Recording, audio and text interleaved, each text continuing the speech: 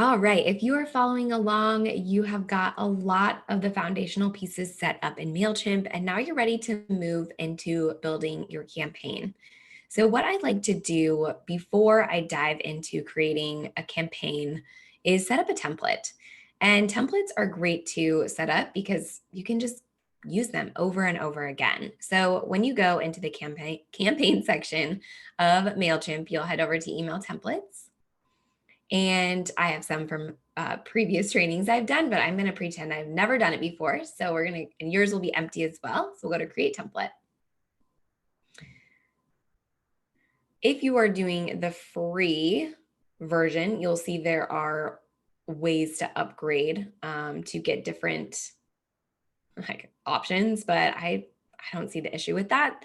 I think these first couple are just great. So let's go ahead and start with the basic one. So this is the full width of the email browser is why I would share that. And this would create more of that like boxed in type of content. So we'll just do this one.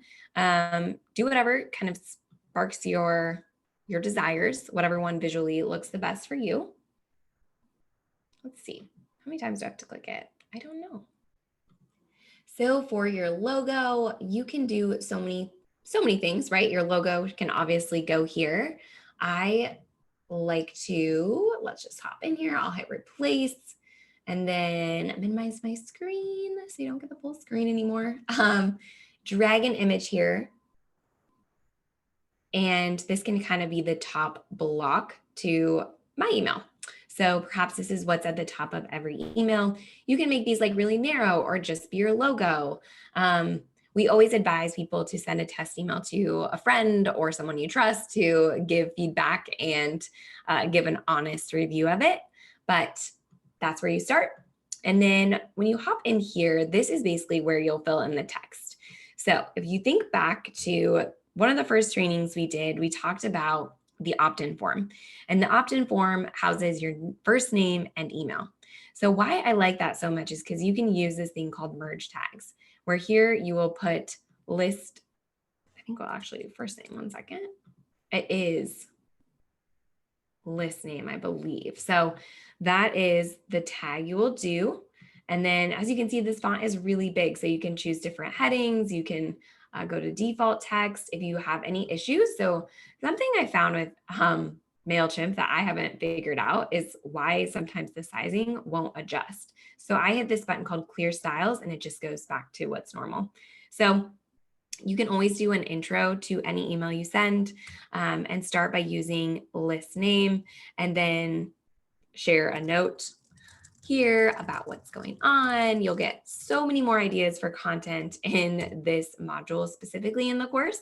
So this is where copy can go. And then what you can do is add a lot of different types of boxes. So maybe you've got a new video showcasing something exciting where you can drag that here. If you are a visual brand and have, clothes, jewelry, products, something you want to show, you can upload an image here. I'm just going to pick something old and upload an image here. But what I like to note here is that, these are different sizes. I always like when things are pretty even and just look a little bit more cohesive, but of course, this is completely up to you. And there are ways, you could instead just do an image with text. So you're just using one image that maybe is a different size, or you can change the style of this to top, bottom, right, left, make the image a little bit wider, a little bit more narrow. So just know that you do have a lot of options and play around with that.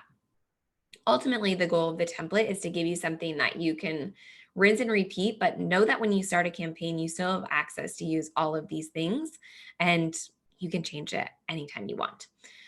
This is just a framework. So one thing I would say for the template is to make sure that these are always updated with your branding. So if you don't have Twitter, you probably want to delete Twitter.